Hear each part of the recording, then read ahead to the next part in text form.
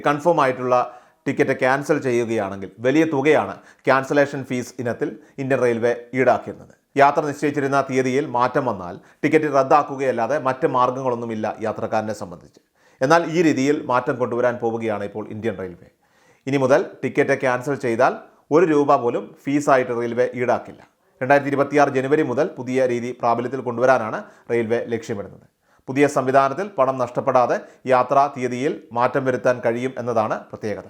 Ticket book ചെയ്ത തീയതിയിലെ യാത്ര മാറ്റിവെക്കേണ്ടി വന്നാൽ ഇനി മുതൽ പ്രത്യേക തുക നൽകാതെ ഓൺലൈനായിട്ട് തന്നെ തീയതിയിൽ മാറ്റം വരുത്താൻ കഴിയുമെന്ന് കേന്ദ്ര റെയിൽവേ മന്ത്രി അശ്വിനി വൈഷ്ണവ് നേരത്തെ അറിയിച്ചിരുന്നു. ഒരു ദേശീയ മാധ്യമത്തോട് സംസാരിക്കുമ്പോഴാണ് അദ്ദേഹം ഇക്കാര്യം പറഞ്ഞത്. എന്നാൽ തീയതി മാറ്റുന്നത് കൊണ്ട് ടിക്കറ്റ് ലഭിക്കുമെന്ന് ഉറപ്പിക്കാൻ പുതുതായിട്ട് ബുക്കിംഗ് മാറ്റുന്ന തീയതിയിലെ ട്രെയിനിലെ ടിക്കറ്റ് ലഭ്യത ഉറപ്പുവരുത്തേണ്ടി വരുമെന്നും മാത്രം. നിലവിലുള്ള രീതിയിൽ ക്യാൻസൽ ചെയ്യുന്ന ടിക്കറ്റിന് വലിയ തുക ഈടാക്കുന്ന രീതി അത് യാത്രക്കാർക്ക് സ്വീകാര്യമല്ലെന്ന് മനസ്സിലാക്കിയാണ് പുതിയ മാറ്റമെന്നും കേന്ദ്രമന്ത്രി അറിയിച്ചിരുന്നു. ദീർഘദൂര യാത്രകൾക്ക് ഉൾപ്പെടെ ടിക്കറ്റ് ക്യാൻസൽ ചെയ്യുമ്പോൾ വലിയ തുക നഷ്ടം വരുമായിരുന്നു യാത്രക്കാർക്ക്.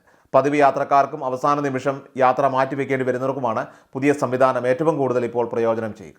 ഇപ്പോഴത്തെ ക്യാൻസലേഷൻ നിയമം അനുസരിച്ച് പുറപ്പെടുന്നതിന് 48 മുതൽ 12 മണിക്കൂർ മുൻപ് വരെ ടിക്കറ്റ് റദ്ദാക്കിയാൽ യാത്രാക്കൂലിയുടെ 25% കുറവ് വരിക. പുറപ്പെടുന്നതിന് 12 മുതൽ 4 മണിക്കൂർ മുമ്പുള്ള റദ്ദാക്കലുകൾക്ക് പിഴ കൂടുതലാണ്. റിസർവേഷൻ ചാർട്ട് തയ്യാറാക്കി കഴിഞ്ഞാൽ റദ്ദാക്കലുകൾക്ക് പണം തിരികെ ലഭിക്കാറില്ല.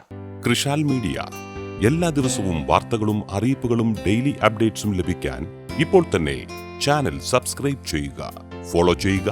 നിങ്ങളുടെ ലൈക്കും ഷെയർ നൽകി ഞങ്ങളെ സപ്പോർട്ട് ചെയ്യുക. നിങ്ങളുടെ അഭിപ്രായങ്ങൾ കമന്റ് ബോക്സിൽ രേഖപ്പെടുത്തുക.